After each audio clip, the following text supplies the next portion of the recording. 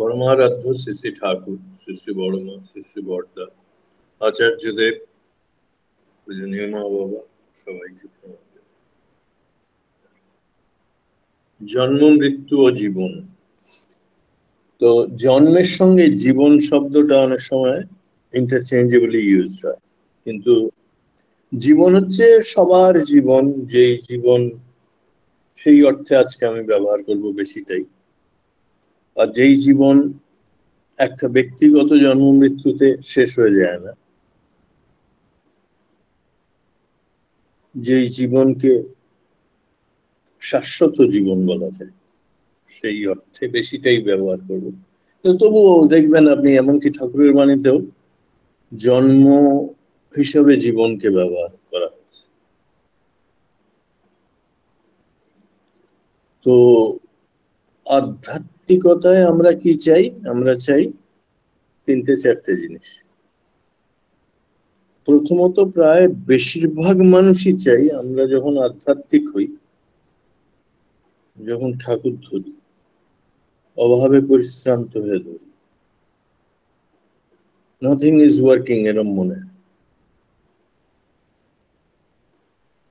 আর তারপরে যখন একটু সামলে উঠি, প্রার্থনা করি, আর 10টা প্রার্থনার সঙ্গে আমার নিজের ঘর পরিবার ঠিক করে চলি। ও ঠাকুর এরম হলো কেন, ও এরম বললো কেন,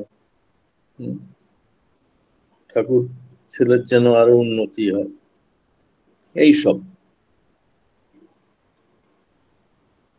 এসবের সঙ্গে জন্ম, মৃত্যু ও জীবন বোধের কানেকশন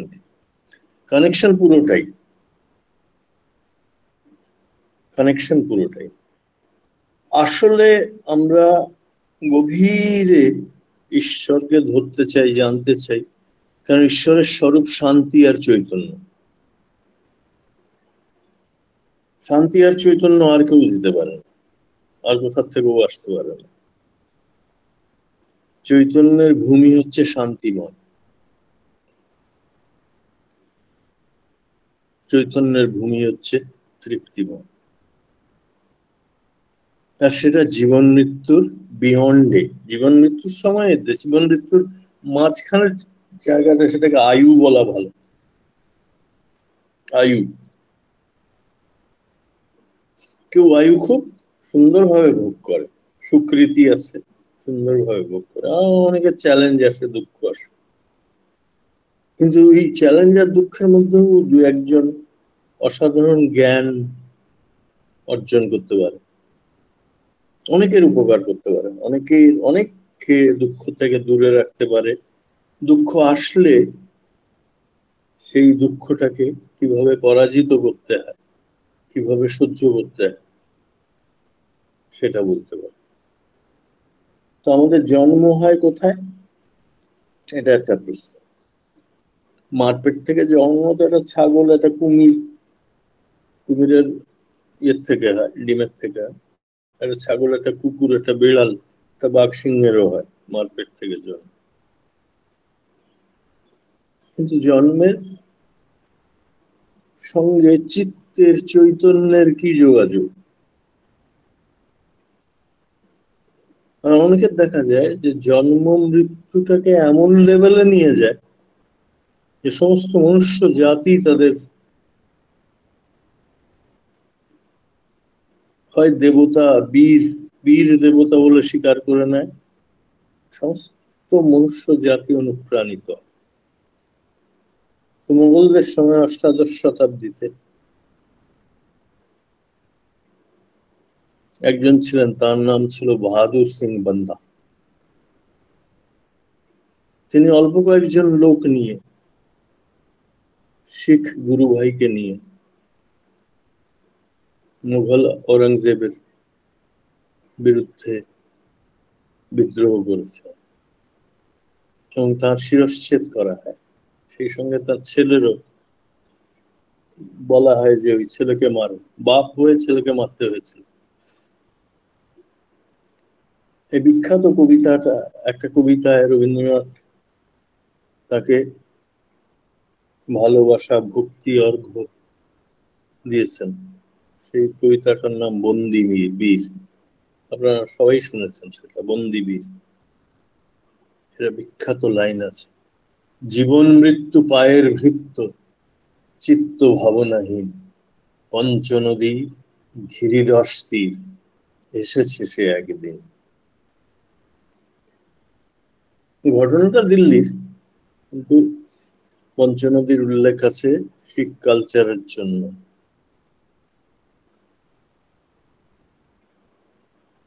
জীবন মৃত্যু পায়ের ভৃত্য, চৈতন্য রূপে ওই রকম ভাবেও দেখা যায় যে জীবন মৃত্যু নিয়ে বেশি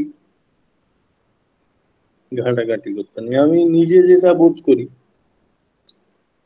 ধরেন আপনি দিল্লির থেকে রাজধানী এক্সপ্রেসে না গিয়ে অন্য কোনো, ধরুন একটা প্যাসেঞ্জার গাড়িতে যাচ্ছেন আপনি দেওঘর অব্দি কোনো কারণ, এই প্যাসেঞ্জার গাড়িটা জায়গায় স্টেশনে স্টেশনে রাস্তায় 130টা স্টেশন, এই কোন স্টেশনে কেউ উঠছে, আবার 2 দিন পর স্টেশন পরে নেমে যাচ্ছে। জীবন মৃত্যু তাই, জন্ম মৃত্যু তাই, জীবনের রিলেটিভে, জীবনের কনটেক্সট। জীবন প্রবাহ, অসীম জীবন, শাশ্বত জীবন আছেই, চলতেই থাকে। তারই আচ্ছাদনে জন্ম আর মৃত্যুর, জন্মের টিকিট কেটে কেউ ঢোকে সেই জীবনের মধ্যে, আর মৃত্যু তার আগামী স্টেশন, যেখানে সে যাবে সেখানে নেমে যায়, নেমে যাওয়াওয়ালা আগামী স্টেশন। এইভাবেও দেখা যায় জন্ম। তো ঠাকুর বলছেন জন্ম মৃত্যু। আচ্ছা, ওই বন্দিবীরের আরেকটা, ওটাও খুব সুন্দর, শহীদ দত্তের প্রেরণা দেয় সেটা, পড়ি গেল কাড়াকাড়ি, আগে কে বা প্রাণ করিবে দাম, তারই লাগে তাড়াতাড়ি।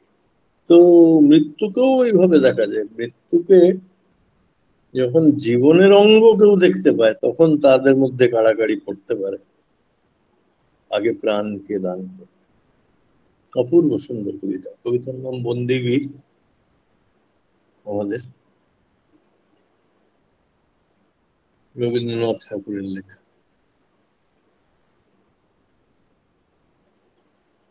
তো ঠাকুর এবারে কি বলছেন, এটা একটুখানি যাদের বেশি বৈজ্ঞানিক মনে হয় শুনবেন ধৈর্য ধরে একটু। জন্ম কি মৃত্যু কি ঠাকুর বলছেন, অনেক বড় এটা, নানা প্রসঙ্গের আপনি 24-25 পাতার থেকে নিয়ে 34-35 পাতা এবং অন্যান্য জায়গায়ও পাবেন। ঠাকুর বলছেন যে মানুষের ব্যক্তিত্ব, মানুষের জীবিত কালগুলো যেমন কতগুলো আইডিয়ার কংগ্রিগেশন, আইডিয়ার এগ্রিগেট, কতগুলো ধারণা নিয়ে চলে। জন্ম মৃত্যু ওই ধারণার মতন। এখানে কি বলছেন, পুরুষ যেভাবে অনুপ্রাণিত থাকে জায়াতে, পেটে যাইয়াই, একটুখানি ছোট, জায়াতে যাইয়া সেভাবে মূর্ত এবং প্রাণযুক্ত। তার মানে যদি আগের জন্মে এবং শেষ নিঃশ্বাসের আগে পর্যন্ত তিক্ত বিরক্ত ওই থাকে, যাতে ওই ওই ওইভাবেই ইয়ে করে, এবং তিক্ত বিরক্ত মা বাবার কাছেই যায় তার, আনঅ্যাডজাস্টেড। এটা ঠাকুর বলছেন, এটা এক্সপেরিমেন্টালি তো ভেরিফাই করা যায় না, মহাপুরুষের বলা, মহাপুরুষের বলাকে আমরা সত্য বলে জানি। সে ভাব মূর্ত এবং প্রাণযুক্ত হয়, তারপর প্রসূত হইল, যেভাবে প্রাণ পাইয়া জন্মিল, অর্থাৎ সন্তান যে হলো, ভূমিষ্ঠ হওয়ার পরই তার পারিপার্শ্বিক, বিশেষত মা ইম্পালসের প্রেরণা করিতে লাগিল বা দিতে লাগিল। জন্ম হওয়ার কালীনও মা ইম্পালস দেয়, সেটা পজিটিভ হতে পারে নেগেটিভ হতে পারে। তারপরেও মা যদি স্বামীর প্রতি খুব টানে, খুব টান থাকে, বা নিজে ভালো সোল হয়, তাহলে খুব সুন্দর ইম্পালসের প্রেরণা দিতে পারে। যদি তার বিপরীত হয়, স্বামীর প্রতি টান কম থাকে, বা নিজের নিজের বাচ্চাটাকে একটা বোঝা মনে করে, তাহলে তো বুঝতেই পারছেন কি হবে। তার ফলে মস্তিষ্কে ক্রমে ক্রমে সেন্সেশনের ভিতর দিয়া সেই ইম্পালস গুলি রেকর্ডেড হইতে পারলো। তার মানে জন্ম এই পুরো একটা প্রসেস। কি ভাব নিয়ে জায়াতে প্রবেশ করলো, এবং তারপরে জন্মানোর পর মা কি চোখে দেখলো, কিভাবে প্রেরণা দিতে থাকলো, এইটা হচ্ছে জন্মের রহস্য। জন্মসিদ্ধির রহস্যই একই। এটা সৎভাবে জায়াতে প্রবেশ করে, এবং তারপরে মার প্রেরণায় সেই সিদ্ধি, অ্যাকমপ্লিশমেন্ট, সিদ্ধাই, বিভূতি আরো বেড়ে ওঠে, পুষ্ট হইতে লাগিল। এবারে পিতার ভূমিকা কি? যে ভাবগুলি পিতা হইতে প্রাণ পাইয়া মায়ের ভিতর মুক্ত হইয়া জন্মিল, পিতার কথা সমস্ত ভাব মা নেয়, পজিটিভ নেগেটিভ সব নিয়ে সর্ট আউট করার চেষ্টা করে, কিন্তু বেশিটাই হয় কি, পিতার ভাবটা হজম করে ফেলে, এবং বাবা মাকে যেরকম ভালোবাসে সন্তান সেরকম।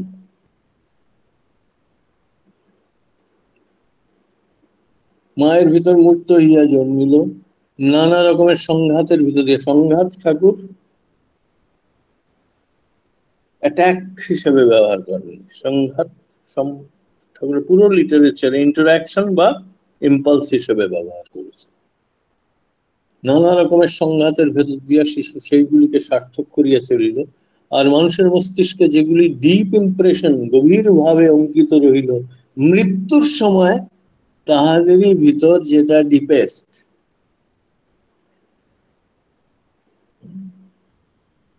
এই জন্যই বলে কয়েক জন্ম লাগতে পারে। এই জন্মে হলো না, পরের জন্মে বড় লোকের বাড়িতে জন্মাবো, পরের জন্মে সাধু হয়ে জন্মাবো, পরের জন্মে লোকের উপর প্রভুত্ব করতে পারি যেন সেরকম ঘরে জন্ম। মস্তিষ্কের রেখা, এগুলোকে বাসনাও বলা যায়, ইমপ্রেশনও বলা যায়। কিছু সাধকদের ইন্টারভিউ করে কমন ইয়ে পাওয়া গিয়েছে যে যে থট মোমেন্টস গুলো থাকে, তাহলে ওই লাস্টে চ্যুতি মোমেন্ট বলে ওইগুলো। চ্যুতি, চ্যুতি মানে মৃত্যু। ওই সময় যেই ইম্পালস গুলো থাকে, ইমপ্রেশন গুলো থাকে, সেটার মধ্যে যেটা ডিপেস্ট, সেইটা অনুযায়ী তার জন্ম। আর তার ভিতর দিয়া ক্রিয়া করিতে পারিল না, সে তাতেই গত হইল, এবং সেটা নিয়েই সে পরের জন্মটা। মৃত্যুর মৃত্যু ডিসকানেক্টেড, মৃত্যুতে ডিসকানেক্টেড হইয়া পড়িল। নানা প্রসঙ্গের 29 থেকে 34 খ্রিস্টাব্দের সারটা আমি বললাম। তাহলে বোঝা গেল তো আইডিয়া কতগুলো থাকে মানুষের। শেষ নিঃশ্বাসের সময় যেই আইডিয়া গুলো প্রবল থাকে, সেইটার মধ্যে যেইটা তাকে এখনকার যেই কানেকশন আছে, সম্বন্ধ আছে, ইয়ে আছে, বস্তুর সঙ্গে যোগ আছে, বোধের সঙ্গে যোগ আছে, সেইগুলো ছেদ হয়। ডিপেস্টে না, এটাও কাজ করছে না, ওইটাও কাজ করছে না, এটা ছাড়ি ওটা ছাড়ি, একটা প্রবল ডিট্যাচমেন্ট আসে ওই সময়, সেটার নামই মৃত্যু। সেটা আবার পরের জীবনে মেইন আইডিয়া, ব্যক্তিত্বের মেইন আইডিয়া হয়ে যায়। ধ্রুব প্রহ্লাদের জীবন দেখলেও তা বোঝা যায়। 5.5 বছরের শিখদের যে গুরু হয়েছিলেন হরকৃষ্ণজি মহারাজ, তাকে দেখলেও তা বোঝা যায়। ঠাকুরের জীবন দেখলেও তাই বোঝা যায়। মিউজিক্যাল জিনিয়াসদের দেখলেও তাই বোঝা যায়, নিয়ে জন্মায়। কম্পিউটার ম্যাথমেটিক্স এর জিনিয়াস দেখলেও তাই বোঝা যায়। নিয়ে যায়। তাহলে জন্ম হলো মস্তিষ্কের যে রেখাগুলো, যেগুলো আগের জন্মে কতগুলো ইমপ্রেশন ক্রিয়েট করে, ভালো হোক মন্দ হোক নিউট্রাল হোক, এবং বাসনা ক্রিয়েট করে, সেই অনুযায়ী তার জন্ম হয়। আর মাতা পিতাও সেইভাবেই সে সিলেক্ট। এইবারে ঈশ্বরের সঙ্গে জন্ম, জীবন, মৃত্যুর যোগ।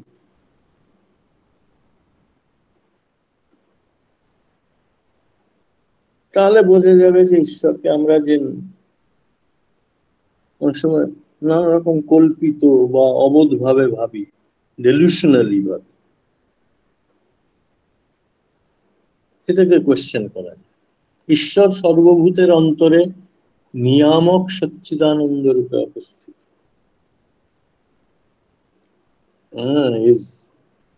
আচ্ছা, কেন তিনি নিয়ামক? কারণ তিনি সতের দিকে ঠেলে দেন, সচ্চিদানন্দের দিকে। অসত আছে, অসতের দিকে ঠেলে দিতে পারে। হ্যালো, হ্যাঁ, হ্যালো। সাউন্ড দিবেন? হুম, কিছু বলছেন কেউ? অপরেশদা ঠিক আছে সবকিছু? হ্যাঁ ঠিক আছে, খগেনদার অডিওটা ঠিক খুলে আছে, দিন। ঠিক আছে, ঠিক আছে। তো আমার আজকে একটুখানি চার্জের প্রবলেম আছে, আমি তাই খুব সাবধান হয়ে চলছি। তো ঈশ্বর সর্বভূতের অন্তরে সচ্চিদানন্দ রূপে নিয়ামক।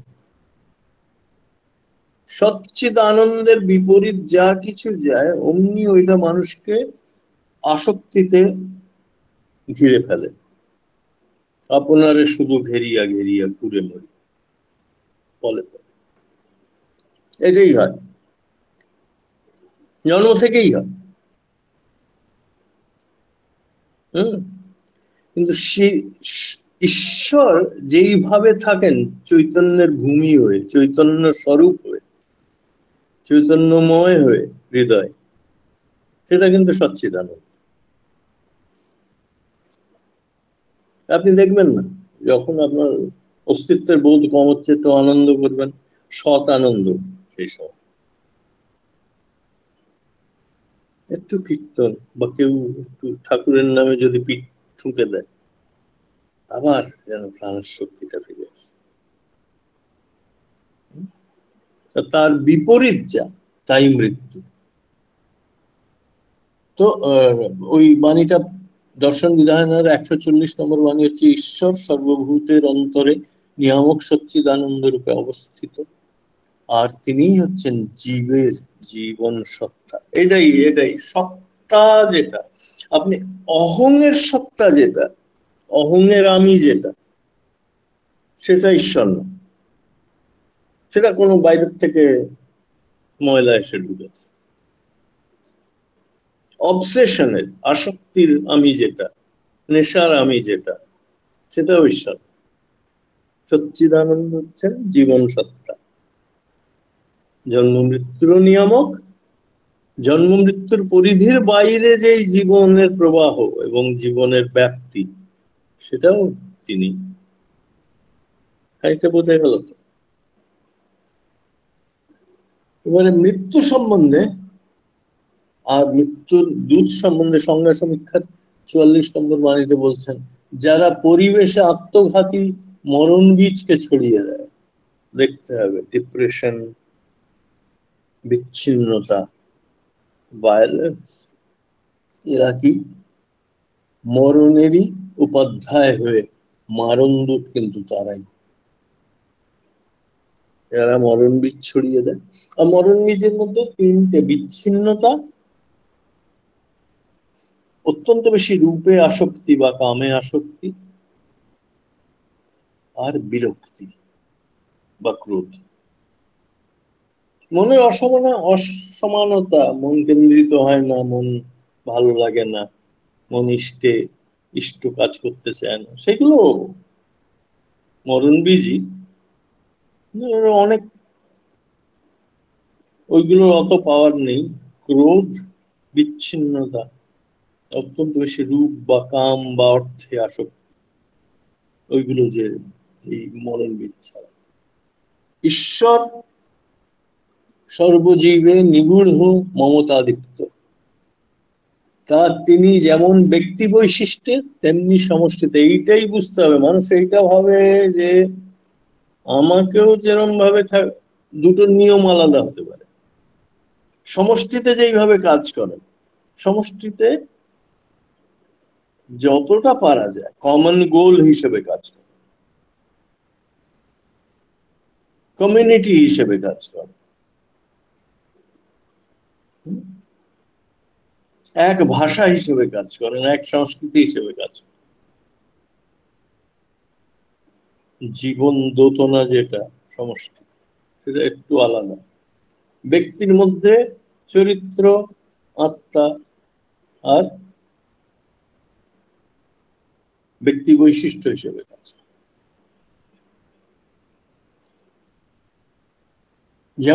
তিনি যেমন ব্যক্তির বৈশিষ্ট্য তেমনি সমষ্টিতে তিনি জীবের জৈবী যন্ত্রে জীবন রূপে সমান থেকেও ভূত মহেশ্বর, প্রত্যেকটা জীবের মধ্যে তিনি ইভেনলি আছেন। ওইটা হওয়া সত্ত্বেও আপনি চিন্তা করতে পারেন, একটা জিনিস যেটা সম্পূর্ণরূপে সমানভাবে সব কিছুর মধ্যে আছে, সেটা আবার তাদের ঈশ্বর, ঐশ্বর্যবান প্রভু।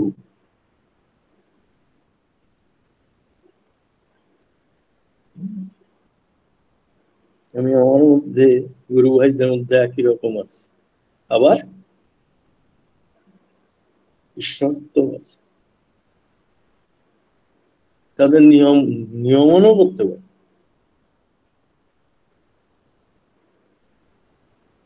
তাদের হৃদয়ে প্রাণ শক্তি, শরীরের তাপ, মাথার বুদ্ধি, সাধনার চিত্ত, সেগুলো হয়েও আছে। এটা হচ্ছে 340 নম্বর। বড় বাণী, আর বেশি পড়লাম না। জীবন দীপনায় প্রভাবিত ঈশ্বর জীবন স্বরূপ। প্রভান্বিত, আমি তাই ভাবছি প্রভাবিত কি পড়লাম। জীবন দীপনায় প্রভান্বিত মানে তার বিকিরণ হচ্ছে প্রভা। তার বিকিরণটা কি? জীবন দীপন, জীবন দ্বীপ হয়ে সবার মধ্যে আছে। এটা বুঝিয়ে দেন কে? সদ্গুরু। এই জন্য ঈশ্বর আর সদ্গুরুতে আমরা তফাৎ করি। জীবন দীপনায় প্রভাবান্বিত ঈশ্বর জীবন স্বরূপ। আবার ওই ঈশ্বরের প্রতি যে যেমন ঈশ্বর ভজনাও করেন তাকে তেমনি।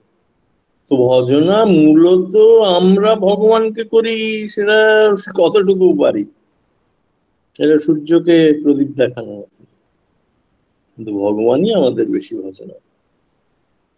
আর এই যে আইডিয়াটা যে ঈশ্বর প্রতি যার যেরকম, ওটাকে খানিকটা আপনি টিভি বা রেডিওর স্টেশন ধরার মতো। যতক্ষণ আপনি ধরে রাখবেন, যদি টিউনিং ঠিক হয়, যদি কেবলে ফল্ট না থাকে, সেরকম পাবেন। এটা আমার বলা না, এটা ঠাকুরেরই বলা, এবং নানা প্রসঙ্গেই অনেক জায়গায় ভাবে বলেছে। প্রত্যেকের বৈশিষ্ট্যে তিনি অনুস্যূত। ঈশ্বর জীবনেরই মর্ম, মরণের নয়।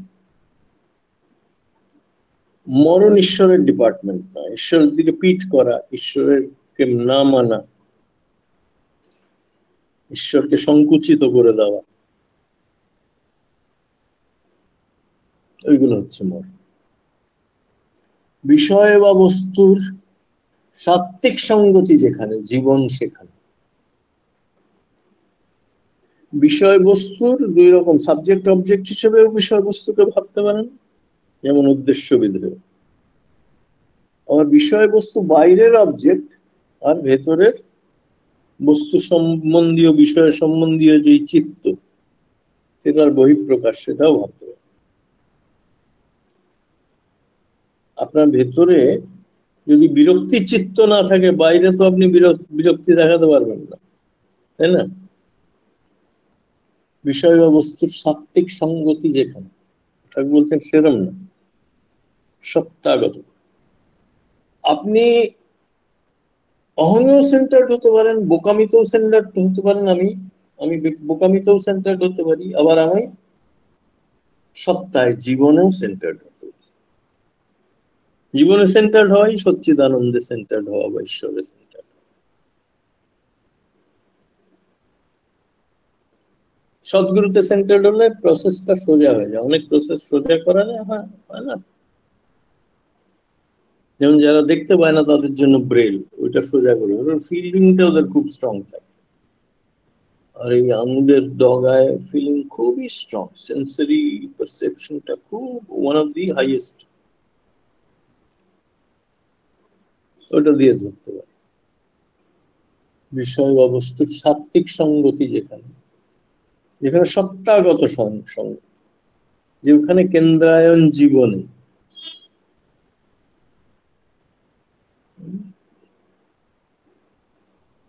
জীবন সেখানে, আর তার অন্যই বিবর্তনী বিবর্ধন,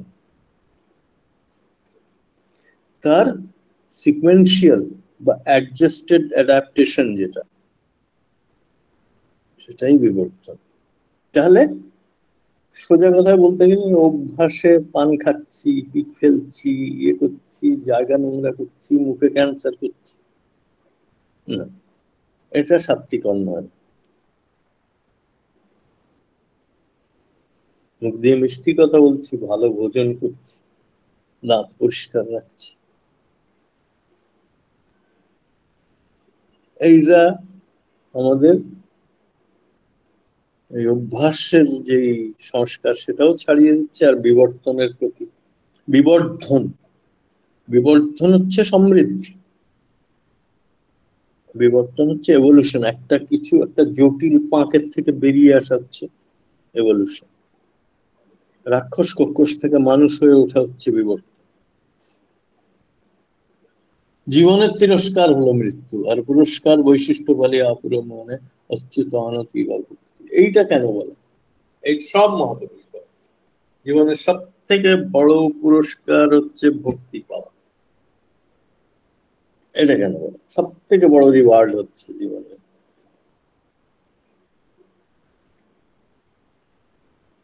প্রভুত্ব পাওয়া, রাজত্ব পাওয়া তো বলছেন না।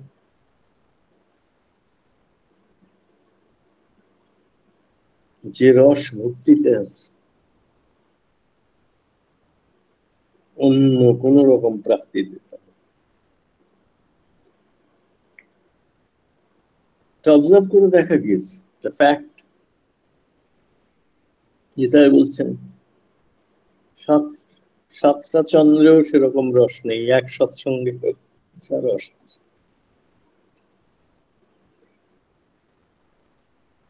ভক্তি প্রাণকে শুদ্ধ করে, মনে শীতলতা আনে, শান্তি আনে, হৃদয়ে প্রেম আনে, হাতে দান আনে, মস্তিষ্কে বুদ্ধি আনে, জ্ঞান আনে। ভক্তি দান ধর্মদানের মধ্যেও শ্রেষ্ঠ। তো জীবনের তিরস্কার হলো মৃত্যু, আর পুরস্কার বৈশিষ্ট্য পাল আপন মানে অচ্যুত অনতি বা ভক্তি। তো ঠাকুর যুগ পুরুষোত্তম, তো তাই বৈশিষ্ট্য বলে। অন্য তার আগে পর্যন্ত যারা, ওরা অতটা বৈশিষ্ট্যের দিকে আছে, একেবারে নেই যে তা না, তাদের ব্যবহারে আছে, ইয়েতে আছে, কিন্তু ঠাকুর সিনেমাটা একটা স্পষ্ট করে, ক্ল্যারিটি যত বাড়ে ভুল অ্যাজাম্পশন তত কমে। তো তাই না? একটা জিনিসের সম্বন্ধে যত আমরা ক্লিয়ার হতে পারি,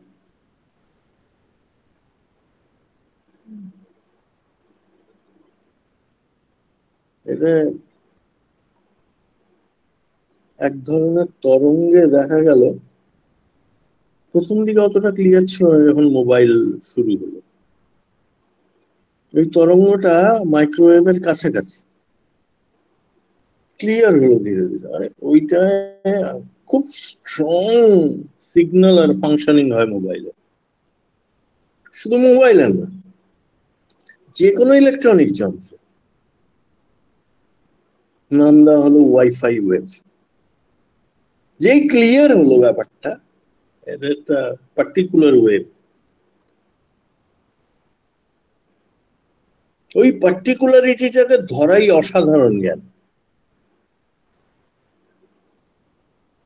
তো যেমন সায়েন্টিস্টরা পার্টিকুলারিটিটা ধরতে পারে, একটা সায়েন্টিস্টরা সিভি রমন ছাড়া অন্য কেউ লাইটের স্ক্যাটারিং দেখেও যেন দেখতে পারে, নিউটন ছাড়া আপেল নিচে পড়লো কেন গুরুত্বাকর্ষণ দেখেও সেরকম সদ্গুরু ধরতে পারেন যে বৈশিষ্ট্য পালিয়া বৈশিষ্ট্যকে পালন করতে গিয়ে কিরম ভাবে কি ধারণ করতে হবে, কি পোষণ করতে হবে, কোন দিকে উস্কে দিতে হবে, কোন দিকে বিরত রাখতে হবে।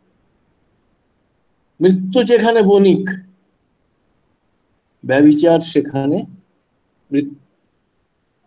মৃত্যু যেখানে ধনিক, মৃত্যু ধনী ইয়ে করছে, এক কাঠা করছে। মৃত্যুর মজুদ্দার,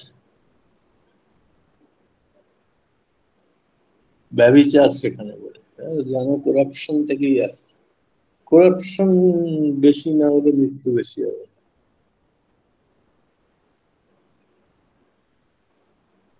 সুখপ্রিয়তা সেখানে থাকবে, কিন্তু ইয়ে হবে না, মৃত্যু আসবে না। মরণই জীবনের স্থায়িত্ব আকাঙ্ক্ষী, মরণ জীবনকে স্থায়িত্ব আকাঙ্ক্ষী করে তোলে।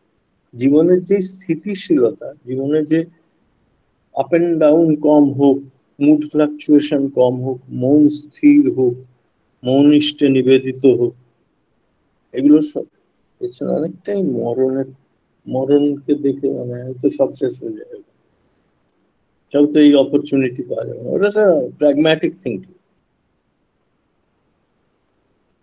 বুঝছেন? মরণই জীবনকে স্থায়িত্ব, ভীষণ ভালো এই বাণীটা, হৃদয়ে ধরে রাখার মতো। স্থায়িত্ব আকাঙ্ক্ষী করে তোলে। আকাঙ্ক্ষাই যদি করতে হয় জীবনে স্থিতিশীলতা, স্থায়িত্ব,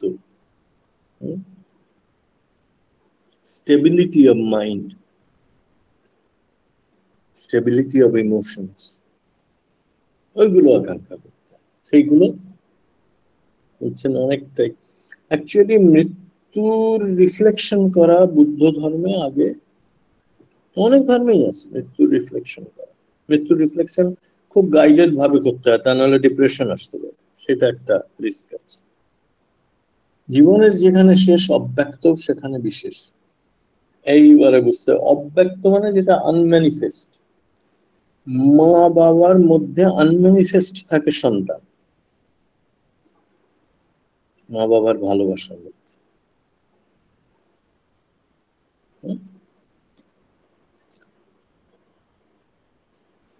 বাইরে আমরা যা কিছু দেখছি সব এক সময় আনম্যানিফেস্ট ছিল, ব্যক্ত হয়। কিছু বাহ্যিক ধর্ম আছে যারা ব্যক্ত ধর্মকে তো স্বীকারই করতে চায় না, একেবারে অব্যক্ত নিরাকার। জীবন যেখানে শেষ অব্যক্ত সেখানে বিশেষ। কিন্তু যোগসূত্র কোথায় অব্যক্তের সঙ্গে? ওই অব্যক্তের ভেতরেই ব্যক্তের খেলা, জীবনের খেলা। আপনি একটা সাফ পরিষ্কার পৃষ্ঠায় তো কিছু লিখতে পারেন, যেখানে লেখা আছে সেখানে আর লিখবেন? অব্যক্তের মধ্যেই ব্যক্তের খেলা, জীবনের। তুমি যেমনই হও আর যাই হও, তা কিন্তু ওই অব্যক্তেরই বুকে। তাহলে মরণ পার করে মরণের যে শুদ্ধতা, যে জন্ম মৃত্যুর পারের যেই শুদ্ধতা, সেটাই অব্যক্ত। তা কিন্তু ওই অব্যক্তেরই বুকে। আবার ওই অব্যক্তেরই ব্যক্ত মূর্তি, অব্যক্তেরই অবদান।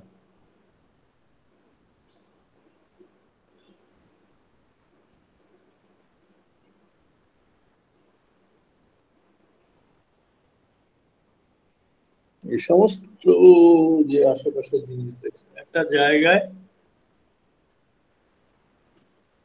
কেউ ছিল না, দুটো মানুষ আসলো অব্যক্ত থেকে ব্যক্ত, 4টে মানুষ আসলো, তারা আরো কয়েকজন লোক জোগাড় করলো, তারা সিমেন্ট বালি ইট জোগাড় করলো, সব অব্যক্তের বুকে ব্যক্ত। তারপরে সেখানে বাড়ি ঘর, তারপরে সেখানে পরিবার আসলো, ছেলে পুলে হলো, ঝগড়াঝাটি হলো, জন্ম মৃত্যুর খেলা হলো। এই অব্যক্তের বুকে ব্যক্ত চলছে, ব্যক্তের দেওয়া।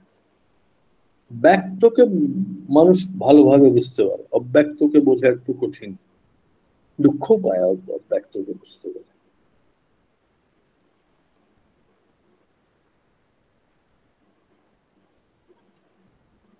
মুক্তি সহ্য করতে পারে না, অন্যের গুণ সহ্য করতে পারে না অনেক সময় যারা বেশি অব্যক্ত নিয়ে।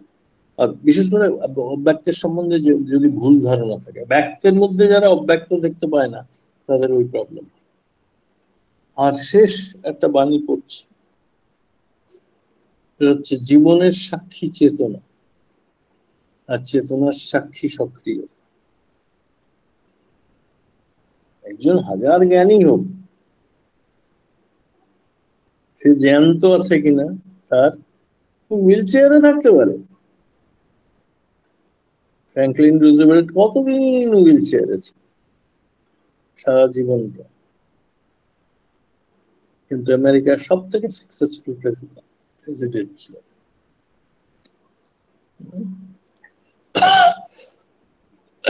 জীবনের সাক্ষী চেতনা, আর চেতনার সাক্ষী সক্রিয়তা। তাই যে যেমন সক্রিয় সুন্দর, আর যে যেমন সুক্রিয় সুন্দর। সক্রিয়তাও সুয়ের দিকে, শুভের দিকে যায়, সে তত জীবন্ত। সে শুধু জন্ম মৃত্যুর মাঝখানে আয়ুটা কাটিয়ে চলে যাচ্ছে। যেমন আয়ু যারা, বেশিরভাগ মানুষের তো একটা টাইমটা কাটিয়ে চলে যায়, কিছু বোধও করতে পারে না, জীবন আস্বাদন করতে পারে। এটা আমি ক্রিটিসিজমের সুরে বলছি না, অনুকম্পা নিয়ে বলছি। তাহলে আজকের হলো কি, যে জন্ম আর মৃত্যু যেটা, এই যে দুটো টেম্পোরারি স্টেশন হবে, টেম্পোরারি প্রসেস, যেটাকে আয়ু বলি। আয়ুর যেই টেম্পোরারি বোঝেন তো সবাই, 100 বার বোঝেন, অল্প সময়ের জন্য যেটা, এইটুকু হতে পারে, আবার 1 মাসের হতে পারে, কিন্তু দুটোই টেম্পোরারি। এটার এন্ট্রির যেই টেম্পোরারি স্টেশন সেটাকে জন্ম বলি, এক্সিটের যেই টেম্পোরারি স্টেশন সেটাকে মৃত্যু বলি। এই জন্ম আর মৃত্যু দুটোই একটা প্রেরণার, মস্তিষ্কের রেখার। মস্তিষ্ক যখন ভাবে না এখন আর কানেক্টেড থাকতে পারবে না, অচ্যুত থাকতে পারবে না, তখন ওই আয়ুটাকে ছেড়ে দেয়, ওই রূপটাকে ছেড়ে দেয়। হার্ট, ব্রেন এগুলো আর তখন কাজ করে। এটা হচ্ছে ইনসাইট, এটা সম্বন্ধে গভীর জ্ঞান। এটা সায়েন্স এখনো সেরকম ভাবে করে না, কিন্তু সায়েন্স এটা বলছে যে স্পার্ম সেলে, ওভামের সেলে কনসিয়াসনেস আছে, প্রত্যেকটা জিনে কনসিয়াসনেস আছে, এটা মানছে এখন। এটা বলছেন ওই, এবং ভারতীয় শাস্ত্র তাই বলে, যে চ্যুতি মুহূর্তে যে ইমপ্রেশন গুলো থাকে, জন্মের পরবর্তী জন্মের মুহূর্তে সেগুলোই এক্সপ্রেসড হয়। সেরকম মা বাবার কাছে যায়, নিজের বাহ্যিক চরিত্র সেরকম হয়, তাহলে কি সেটাকে করা যায় না, ট্রান্সেন্ড করা যায় না, ট্রান্সফর্ম? অফকোর্স যায়, সেই জন্যই তো সদ্গুরু ধরা।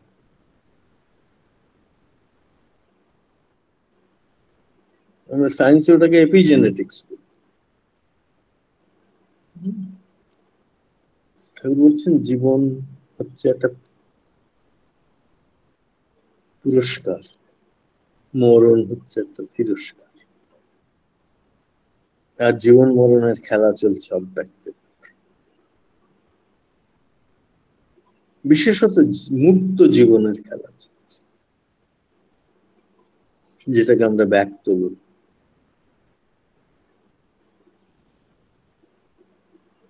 যদি এটা ধরতে হয় কি খেলা চলছে, কি লীলা চলছে, সক্রিয়তা। সক্রিয়তাই হচ্ছে জীবন।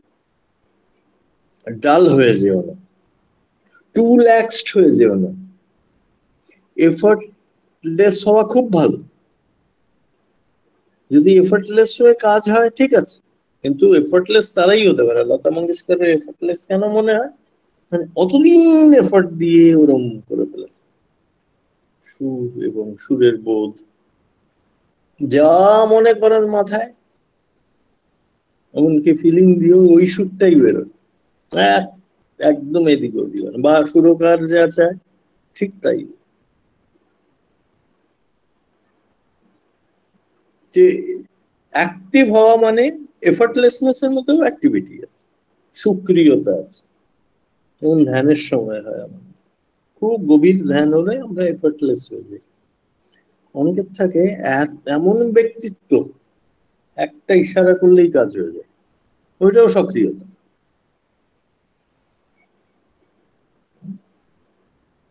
তো আমরা আমাদের যে জন্ম মৃত্যু শুধু ওইটুকু সময় কাটিয়ে যাওয়া না, আমরা জীবনকে উপভোগ করে যাই। ঠাকুর এটাই চাইতেন, জীবনকে উপভোগ করে যায়।